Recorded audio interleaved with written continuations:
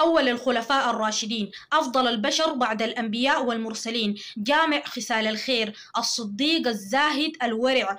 ولد قبل عام الفيل بسنتين، يعني سنة 573 ميلادية.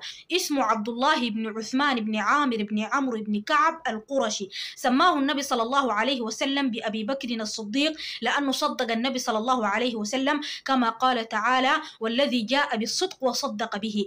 اللي جاء بالصدق هو النبي صلى الله عليه وسلم، واللي صدق به هو أبي بكر الصديق رضي الله عنه. وذكر في الحديث أن النبي صلى الله عليه وسلم صعد على جبل أحد ومعه أبي بكر وعمر وعثمان رضي الله عنهم، فاهتز بهم الجبل، فالنبي صلى الله عليه وسلم قال: اثبت أحد فإن عليك نبي وصديق وشهيدان. ولقب بالعتيق. أبي بكر الصديق رضي الله عنه كان قريب جدا من النبي صلى الله عليه وسلم وما بيفارقه. حتى النبي صلى الله عليه وسلم لما أراد الهجرة، أبي بكر الصديق رضي الله عنه قرر يهاجر مع النبي صلى الله عليه وسلم. وهم في طريقهم إلى الهجرة، أبي بكر الصديق عنده مواقف مشرفة بتبين صدق محبته للنبي صلى الله عليه وسلم. لما ماشيين في طريق الهجرة، أبي بكر الصديق رضي الله عنه من كثرة خوفه على النبي صلى الله عليه وسلم كان أحيانا بمشي من أمامه، وأحيانا من خلفه، وأحيانا من يساره، وأحيانا على يمينه. فالنبي صلى الله عليه وسلم انتبه، قال له: يا مالك يا أبي بكر، ساعة تمشي من أمامي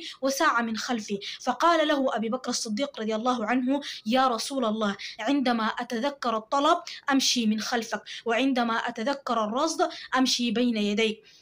فلما وصلوا للغار وعايزين ينزلوا، أبي بكر الصديق قال للنبي صلى الله عليه وسلم: عليك يا رسول الله. فهو دخل أولا في الغار واطمأن إنه ما في شيء، بعدك طلب من النبي صلى الله عليه وسلم ينزل الغار. وهم داخل الغار وكفار قريش حول الغار بيبحثوا عنهم، أبي بكر الصديق كان خايف جدا على النبي صلى الله عليه وسلم، فكان بيقول للرسول صلى الله عليه وسلم: يا رسول الله، لو أن أحدهم نظر تحت قدميه لأبصرنا. فالنبي صلى الله عليه وسلم بيطمئنه وبقول له: يا أبي بكر، ما بالك باثنين الله ثالثهما، كما قال تعالى: ثاني اثنين إذ هما في الغار إذ يقول لصاحبه لا تحزن إن الله معنا. والنبي صلى الله عليه وسلم قال لأبي بكر: لا تحزن، ما قال له لا تخف، لأنه خوف أبي بكر الصديق على النبي، حزن أبي بكر الصديق على النبي صلى الله عليه وسلم أشغل من إنه يخاف على نفسه. عشان كده في عهد عمر بن الخطاب رضي الله عنه، بعد الرجال كأنهم أرادوا في كلامهم إنهم يفضل عمر بن الخطاب على أبي بكر الصديق رضي الله عنه. فعمر بن الخطاب قال: والله ليلة من أبي بكر خير من آل عمر. كان يقصد الليلة اللي قضاها أبي بكر الصديق مع النبي صلى الله عليه وسلم. وأبي بكر الصديق رضي الله عنه كان معروف بصدقاته ونفقاته في سبيل الله. ففي غزوة تبوك النبي صلى الله عليه وسلم لما حث الصحابة على النفقة، عمر بن الخطاب رضي الله عنه قال: قلت في نفسي لأسبقن اليوم أبي بكر. فعمر بن الخطاب جاء بنص ماله، فالنبي صلى الله عليه وسلم سأله قال له: ما أبقيت لأهلك يا عمر؟ فعمر بن الخطاب قال: أبقيت لهم مثله، يعني النص الثاني. فأبي بكر لما جاء بكل ماله، فالنبي صلى الله عليه وسلم سأله قال له: ما أبقيت لأهلك يا أبي بكر؟ فقال: أبقيت لهم الله ورسوله. فهنا عمر بن الخطاب قال: والله لا أسابقه إلى شيء أبدا. وأبي بكر الصديق من أحب الناس للنبي صلى الله عليه وسلم. الرسول صلى الله عليه وسلم قال: لو كنت متخذا خليلا لاتخذت أبي بكر خليلا. وأبي بكر رضي الله عنه من السابقين الأولين، وشهد له الله سبحانه وتعالى بالتقوى، كما قال تعالى: وسيجنبها الأتقى الذي يؤتي ماله يتزكى.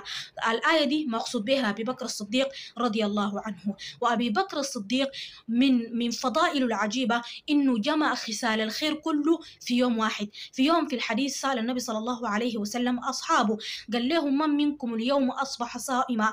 قال أبي بكر: أنا يا رسول الله. قال لهم: من منكم اليوم أطعم مسكينا؟ قال أبي بكر: أنا يا رسول الله. من منكم اليوم عاد مريضا؟ قال أبي بكر: أنا يا رسول الله. من منكم اليوم اتبع جنازة؟ قال أبي بكر: أنا يا رسول الله. فقال النبي صلى الله عليه وسلم: ما اجتمعنا في امرئ إلا ودخل الجنة. وأبي بكر الصديق في بداية الإسلام أعتق 7 من الصحابة، كلهم كانوا يعذبوا في سبيل الله. أبي بكر الصديق رضي الله عنه من مواقفه المشرفة جدا يوم وفاة النبي صلى الله عليه وسلم وقف بكلمات إيمانية صادقة عندما قال: من كان يعبد محمد فإن محمدا قد مات، ومن كان يعبد الله فإن الله حي لا يموت. وعندما تولى الخلافة حارب المرتدين ومانع الزكاة، وفي عهده قتل مسيلم الكذاب، وأيضا فتوحات الشام والعراق وجمع القرآن الكريم. فأبي بكر الصديق رضي الله عنه بعد ربع قرن من الصبر والجهاد والدعوة والعزيمة